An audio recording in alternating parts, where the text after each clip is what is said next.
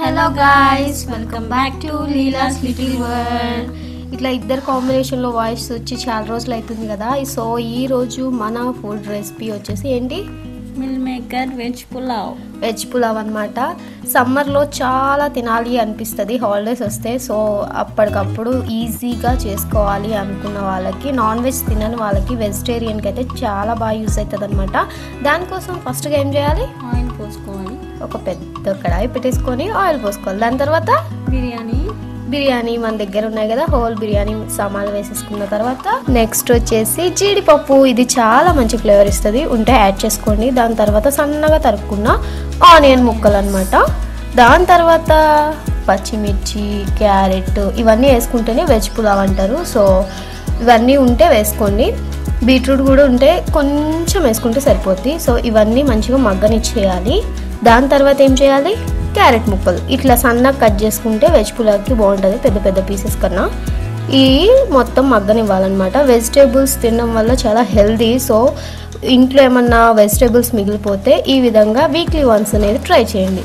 ఇప్పుడు దీని తర్వాత అల్లం వెల్లుల్లి పేస్ట్ వేసుకోవాలి. అల్లం వెల్లిగడ్డ పేస్ట్ వేసేసుకోవాలి. ఇది మంచి నాన్ వెజ్ ఫ్లేవర్ని రీప్లేస్ చేస్తుంది అనమాట. సో అల్లం వెల్లిగడ్డ పేస్ట్ మస్ట్ అండ్ షుడ్. దీన్ని మాత్రం స్కిప్ చేయకండి.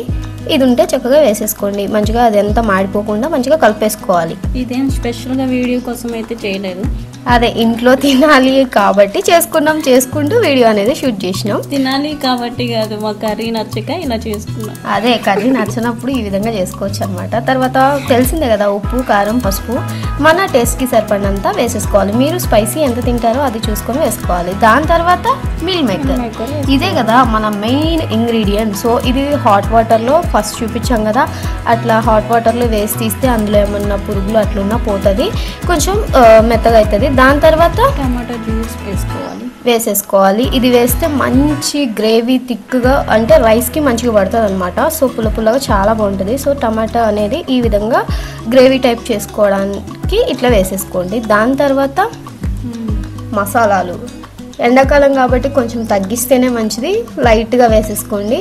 ఇది చాలా ఈజీగా అయిపోతుంది చేసుకుంటే, లంచ్ బాక్స్లో కూడా చాలా తొందరగా అయిపోతుంది. సో ఇవైతే 1 అవర్ నానబెట్టుకున్నాం అనమాట రైస్ అనేది.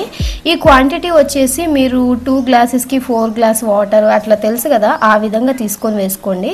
సో ఇగోండి, అయ్యే వాటర్ కడిగేసిన తర్వాత మిగులుతాయి కదా, అయ్యే వాటర్ అనేది కొలత ప్రకారం యాడ్ చేసుకుంటే పర్ఫెక్ట్గా ఇది అనేది పులావ్ రెడీ అయిపోతుంది. ఒకసారి చిన్నగా గరిటెతో కలిపెట్టేసుకున్న తర్వాత మనం సాల్ట్ అనేది చెక్ చేసుకొని కొద్దిగంత వేసుకోవాలి. ఇది వచ్చేసి టేస్టింగ్ సాల్ట్ అనమాట. దీన్ని కూడా యాడ్ చేసుకుంటే చాలా బాగుంటుంది టేస్ట్ అనేది. సో మంచిగా కలిపేసుకొని దీనిపైన ఒక 3 మినిట్స్ వరకు హై ఫ్లేమ్లో పెట్టేసి మిగతాదంతా సిమ్లో కుక్ చేసుకుంటే రైస్ పర్ఫెక్ట్గా ఉడికిపోతుంది అనమాట. చాలా ఈజీగా రెసిపీ అనేది అయిపోతుంది. ఈ వీడియో మీకు ఎట్లా అనిపించింది, అండ్ మీరు కూడా ఇంట్లో ట్రై చేసి ఫీడ్బ్యాక్ అనేది ఇవ్వండి. చూసారా, ఇప్పుడైతే సిమ్లో పెట్టేస్తాం అనమాట. పలుకుగా చాలా టేస్టీగా ఉంది.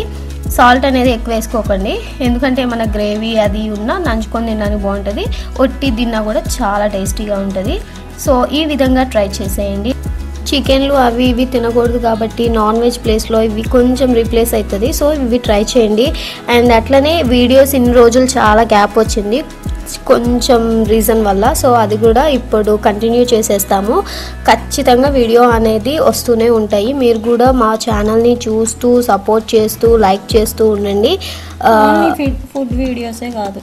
ఓన్లీ ఫుడ్ వీడియోసే కాదు, ఇక నుంచి ఫన్నీ వీడియోస్, ఫుడ్ వీడియోస్ అన్నీ కలిపి చేస్తాము.